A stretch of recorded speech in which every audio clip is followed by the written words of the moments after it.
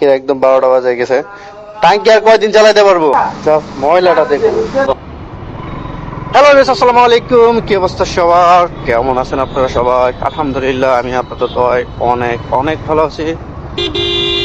তো আজকে আমি চাচ্ছি আমার কালাবড়িকে নিয়ে যাব সার্ভিস সেন্টারে। হলো গাড়িটা সার্ভিস করা না, অলরেডি ডেট পার হয়ে গেছে গত 6 তারিখে।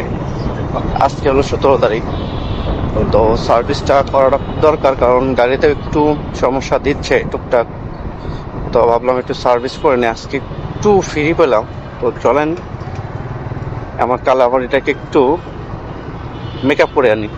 তো চলেন যাওয়া যাক। তো আমি ফাইনালি জিক্সারের সার্ভিস সেন্টারে চলে আসছি। তো দেখি কি বলে। এর আগেও একদিন আসছিলাম, ওনারা সময়ের কারণে দিতে পারেনি। তো তো দেখি আজকে কি করে। বস কি অবস্থা ভাই?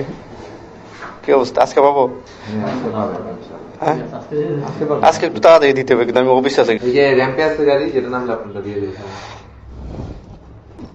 তাকে নতুন করে মেকআপ করানো হবে আজকে, সুন্দর করে মেকআপ টেকআপ করায়।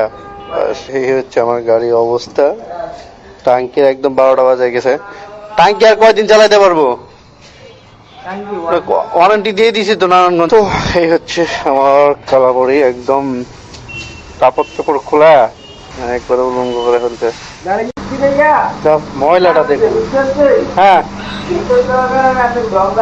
কাটছে, দেখেন ময়লাটা অবস্থা, দেখেন টাঙ্কির অবস্থা ময়লার চড়ে এত পরিমাণ ময়লা। শেষে কি বলবো, আর ভালোই লাগে না। কবে যে এই যন্ত্রণার থেকে মুক্তি পাবো, দেখা যাক কি হয়, আল্লাহ ভরসা। তো আমার গাড়ি সার্ভিসিং করা শেষে এখন গাড়ি মেবি ওয়াশে ঢুকেছে।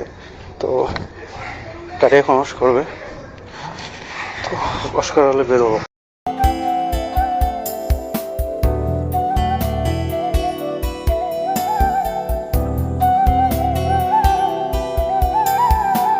তো ফাইনালি আমার কালাপুরের মেকআপ করানো শেষ। তো সবাই ভালো থাকবেন, সুস্থ থাকবেন, আল্লাহ হাফেজ, বাই।